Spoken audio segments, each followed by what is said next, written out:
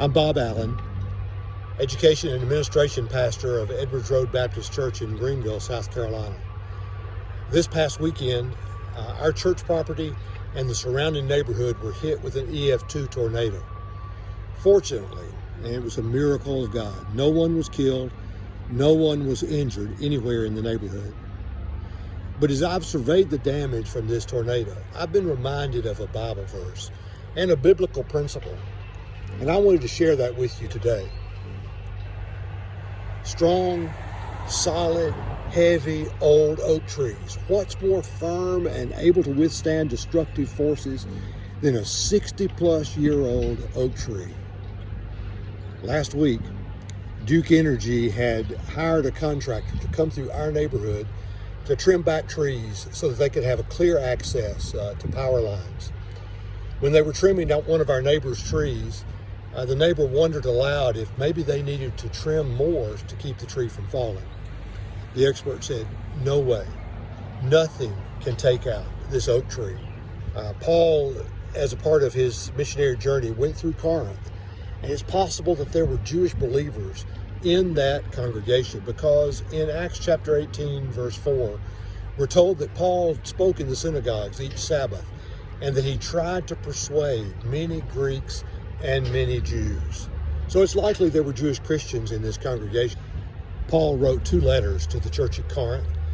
In the first letter, 1 Corinthians, Paul warned the church not to be lax in rooting out sin, both their personal sin as well as sin within the congregation. And then at the end of chapter 9, Paul talks about the value of self-discipline. Then he introduces chapter 10 by talking about all the advantages that the Jews, the Israelites, had by being the people of God. How God protected them when the angel of death passed through Egypt. How God opened a way for them to cross the Red Sea. How God provided for their every need in the wilderness. But they still didn't trust him when it came time to enter the promised land. They looked at their own abilities, in fact, their weaknesses, and they failed to trust God. They refused to trust God. Paul reminds the Corinthians that at times the Israelites thought they were secure simply because they were God's people. At other times they worshiped idols, thinking that would make them more secure.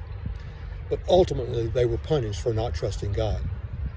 And he told the Corinthian Christians that they needed to see this as a warning to themselves, to trust God and to avoid sin. And then in 1 Corinthians chapter 10, verse 12, he makes this point very clear and cautions them against trusting in themselves. And he said, if you think you're standing firm, be careful that you don't fall. Oak trees are big, strong trees. They seem indestructible. What could possibly harm an oak tree? As the expert told my neighbor, nothing's going to take out that oak tree. Well, we learned Saturday night that in the face of an EF2 tornado, even 60-plus-year-old oak trees will topple, roots and all. So church, take Paul's warning to the Corinthian Christians seriously. And as my dad said many times, when I'm pointing my finger at somebody else, I'm pointing 3 fingers back at me. So I'm including myself in this caution. Are we depending on anything, whether it's Christian parents, church attendance, active service through our church, years of Bible study, our own willpower and self-discipline, being a pastor or deacon or Sunday school teacher? Are we depending on anything other than Christ to keep us falling into sin?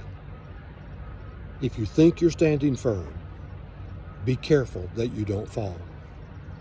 As Keith and Kristen Getty sang, in Christ alone my hope is found. He is my life, my strength, my song. This cornerstone, this solid ground, firm through the fiercest drought and storm. What heights of love, what depths of peace.